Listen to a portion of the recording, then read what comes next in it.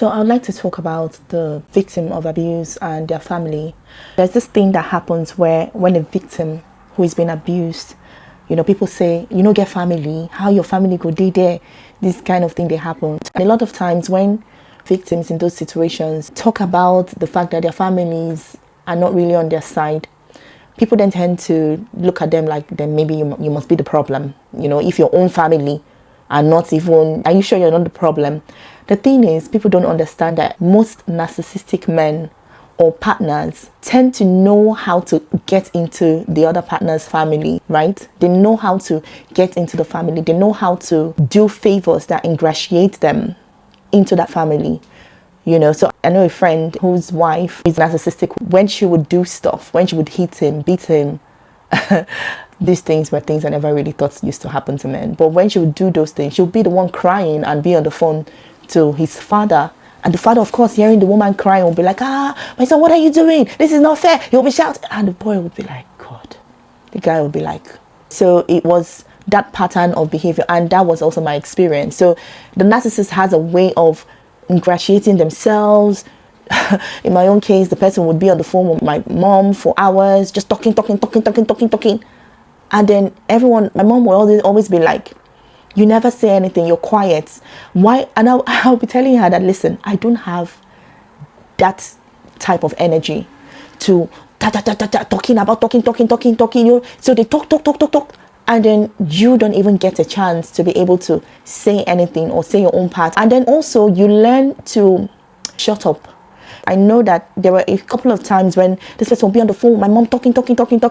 And then when let's say my mom would call me to say, hey, I need to speak to you. Like, this person is really, really talking and complaining. And then maybe when I begin to explain to my mom my own point of view, the person will begin to shout from there, oh, hey, I'll call my family. You want to kill me? Yeah.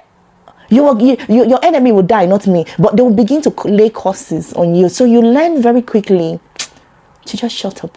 It's almost like they are training you to not speak. Because now, especially if for someone like me, I'm very careful around spoken words. I know that they contain power. So if I know that in trying to tell my side, what you revert to is laying curses with your tongue, I'm going to just shut up then. I'm just going to be like, I know it's a demon that is within you and I refuse to engage with that demon, So just scenarios like that. And most narcissists, like I said, they know how to get into the family. They can pay your father's bills, medical bills, your mother's medical bill. They can do something that almost hooks the family. And that's a talking point. It's not me that paid your this. So it's like, so someone outside can look and be like, don't you have family? If the family are not even saying anything, maybe it's because these people know how to get into families. They know how to get into families, cause chaos, and they're always very chaotic. They can come into a peaceful family and they're trying to get this person against this one, get this. It's terrible. So please, next time when you're asking victims, get family, what is family, just understand that the dynamics are a lot deeper. And also the narcissists can also use that as a form of a smear campaign. When they go talking about that victim, they can say things like, oh, his family is not even on his side, their family is not even on their side, let me call their mother now. So everything is calculated to break down the victim. Everything is calculated to isolate you, to ensure you're standing alone and that nobody hears you, nobody listens. It is so calculated. And when it becomes glaring to you how calculated it is, you begin to wonder, so did this person know beforehand that they are like this? So it's terrible.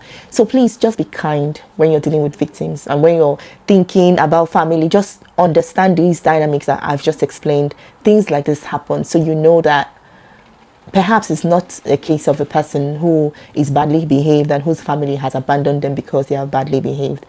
Rather, it's a case of someone who is very calculating and who has managed to get into the family and turn the family against the person. All right.